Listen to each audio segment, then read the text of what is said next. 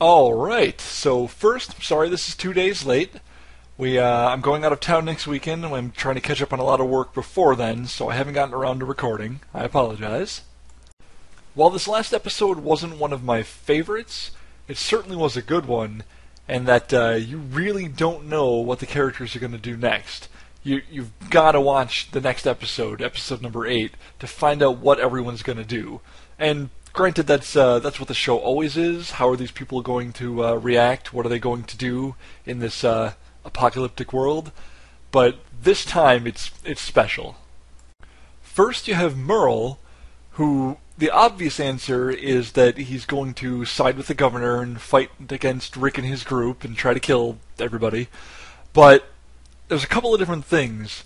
A, when the governor asked him where his loyalties lied, or basically was checking again where they lie, Merle answered that it was with Woodbury, but I didn't believe him.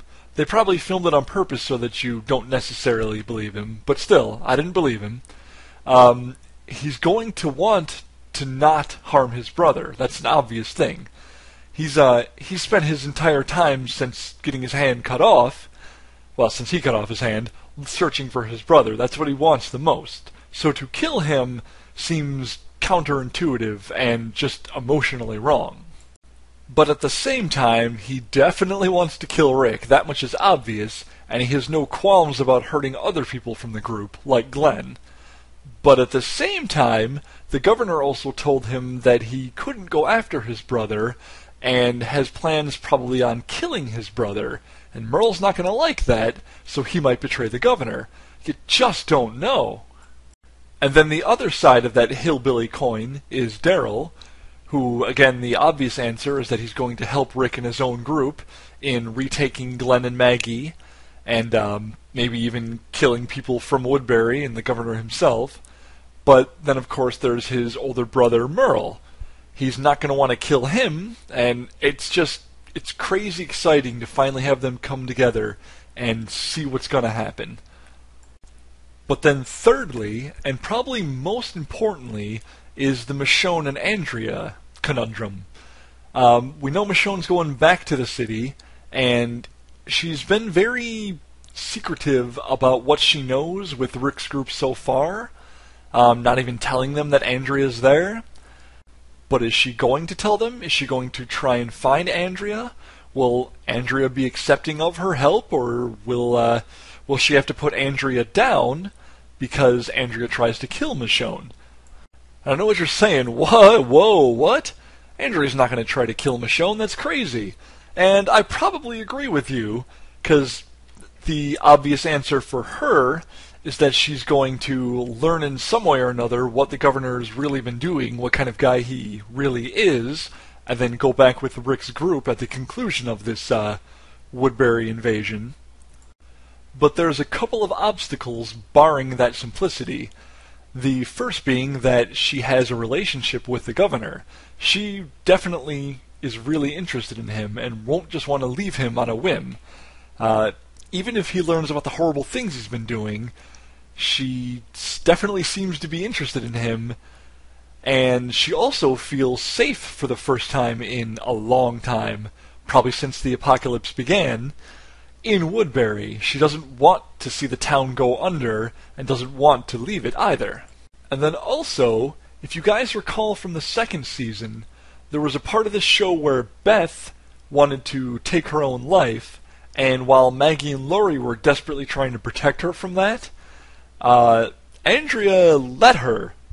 She wanted her, Beth, to either kill herself or not to make the decision, a decision she was basically not allowed by Dale, because it would strengthen her as a person, and Beth ultimately chose life, as we know. She's still in the show.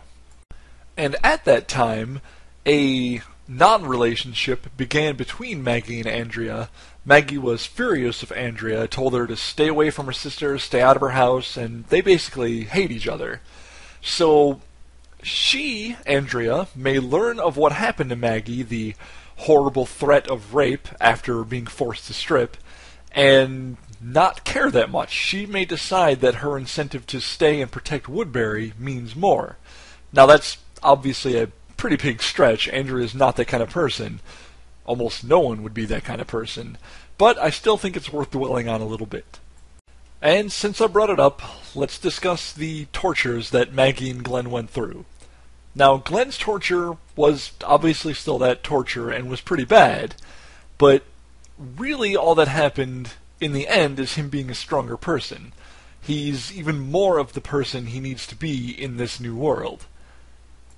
Now, that doesn't change the fact that he nearly died, and Merle's responsible, and Merle deserves to be killed 1,000 different ways because he's such a terrible, terrible person. But even still, what happened with Glenn was actually a little cool. What happened with Maggie, however, just made me sick to my stomach. And I don't want to say it was a bad part of the show. I watched every second of it, and there was nothing inappropriate as far as the world of The Walking Dead was concerned.